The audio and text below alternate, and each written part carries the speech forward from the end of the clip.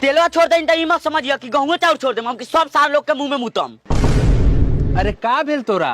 Bank मर दे हौसरवा के लेटिंग का चाबी का धरा दिल बड़ा, वो अपने आप को समझता खजाने के चाबी धरा दिल बड़ा। हमेशा 2 किलो 3 किलो कम देवला था, एक कुचरा कहत ज्यादा रखेला तो नहीं रखत।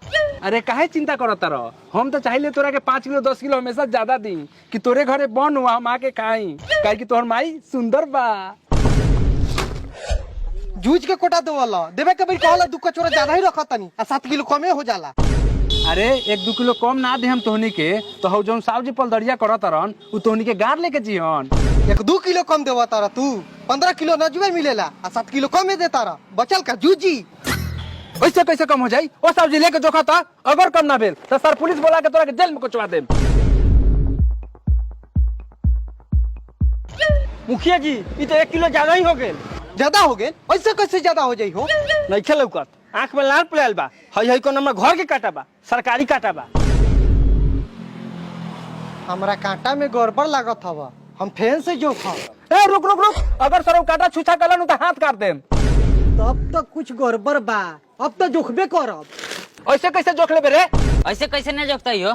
जोखो हमरा कोनो दिक्कत बा जोखो।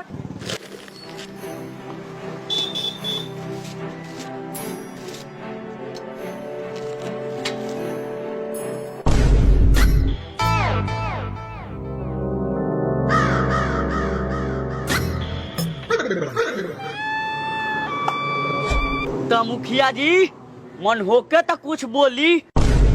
हम कम दिले आ कम दे हम आ कम देवत रह हम, काहे कि वीडियो सीओ मंत्री विधायक के घरे गांव बड़ा पहुंचावे के रहले।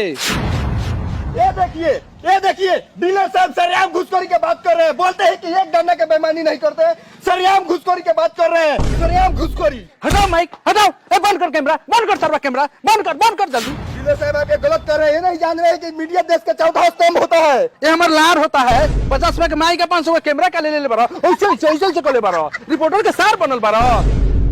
हम लोग कुछ भी करते हैं अच्छाई के लिए करते हैं, जिससे जनता का भलाई हो।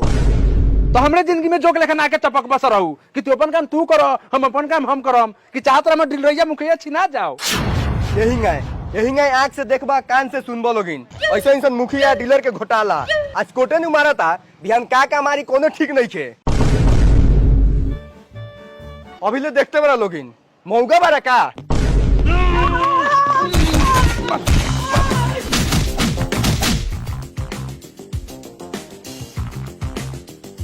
मुखिया जी एगो इंदिरा आवास पास करे कर लखो।